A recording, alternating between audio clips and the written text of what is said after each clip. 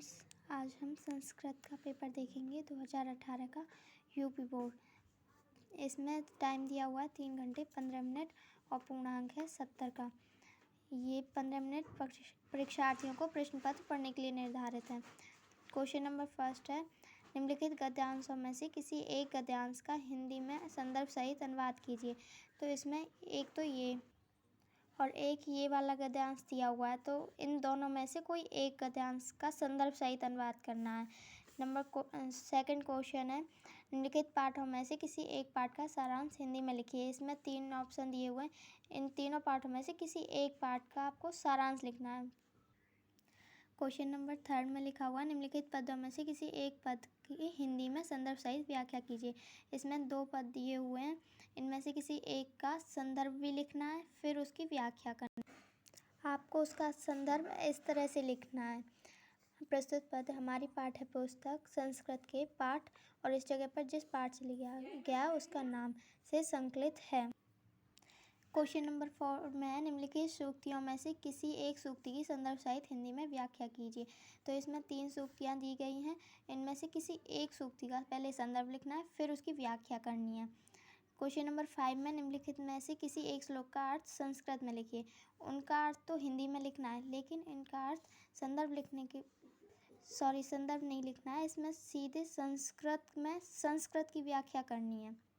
Question number 6 में, निम्नलिखित में से किसी एक पात्र का चरित्र चित्रण हिंदी में कीजिए। ये 3 ऑप्शन दिए गए हैं, इनमें किसी एक पात्र का, जैसे ये भोजस्य शल्य चिकित्सा पाठ के आधार पर भोज का चरित्र चित्रण लिखिए, इसमें चपला का चरित्र चित्रण लिखिए। ऐसे तुमको बताना है कि इनका चरित्र कैसा था पाठ में। क्वेश्चन नंबर 7 में, निम्नलिखित में से किन्हीं 2 प्रश्नों के उत्तर संस्कृत में लिखिए। तो पहला क्वेश्चन है, जैसे महात्मा गांधी किम वाक्यम उच्चार्यम स्वर्गम जगाम। तो महात्मा गांधी ने राम वाक्य उच्चारा था, उसके बाद वो स्वर्ग गए थे, इसलिए इसमें आ जाएगा रामम। ऐसे इसमें से 2 क्वेश्चन करने हैं 3 में से। क्वेश्चन नंबर 7 में, काव्य सही विकल्प चुनकर रिक्त स्थान की पूर्ति कीजिए। तो यहाँ पे सुमेधा डैश पुत्री आसीत। तो इन 4 ऑप्शन में से कोई एक सही है जो आपको इसमें लिखना है। क्वेश्चन नंबर 8 में, सही विकल्प चुनकर उत्तर पुस्तिका में लिखिए। अंग प्रत्याहार के वर्ण हैं, तो इसमें फर्स्ट ऑप्शन सही है, अ ई उ, ये वाला। खा वाले में, निम्नलिखित वर्णों में से किसी एक वर्ण का उच्चारण स्थान लिखिए। आपको 4 वर्ण दिए हुए हैं, इनमें से किसी एक का उच्चारण स्थान आपको बताना। क्वेश्चन नंबर 9 के काम है, निम्नलिखित में से किसी एक का संधि विच्छेद कीजिए तथा संधि का नाम लिखिए। तो आपको 3 दी गई हैं, इनमें से किसी एक संधि का विच्छेद करना और उसका नाम लिखना। तो इसमें थर्ड ऑप्शन है लघु आधा, इसका संधि विच्छेद होगा लघु प्लस आधा और संधि का नाम है यण संधि। नेक्स्ट क्वेश्चन है, खा, निम्नलिखित में से सही विकल्प चुनकर लिखिए। रात्रा व्यय में संधि है, तो इसमें ये वाली यण संधि सही है।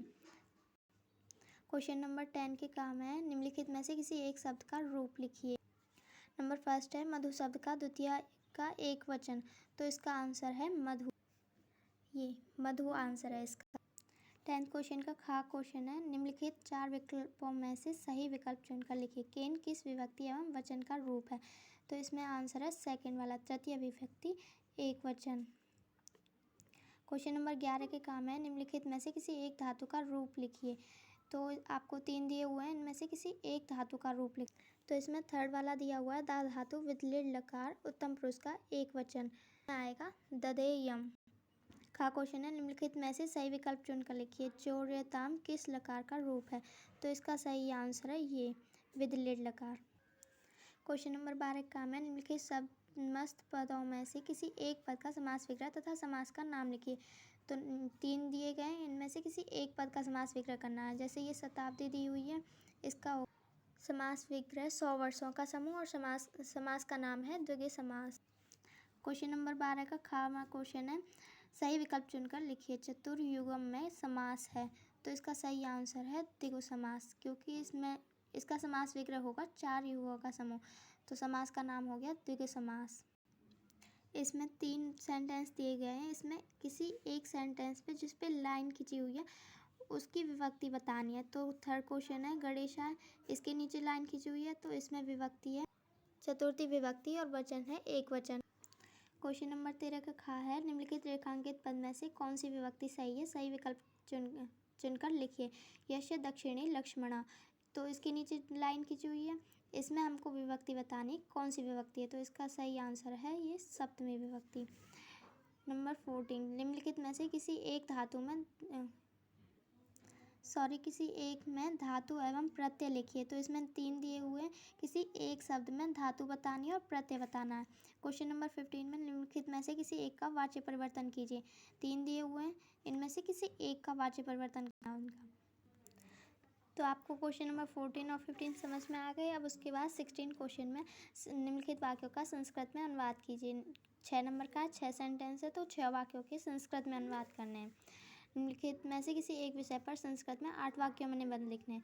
5 शब्द दिए हुए हैं, इनमें से किसी एक सब्जेक्ट पर आपको 8 वाक्य लिखने हैं, फिर उन पर निबंध लिखना। क्वेश्चन नंबर 18 में निम्नलिखित शब्दों में से किन्हीं 4 का संस्कृत वाक्य में प्रयोग कीजिए। आपको 8 शब्द दिए हुए हैं, इनमें से किसी 4 शब्दों के वाक्य में प्रयोग करना है। Thank you. और अगर आपको मेरी वीडियो अच्छी लगी हो तो प्लीज़ इसको लाइक, सब्सक्राइब और शेयर करें।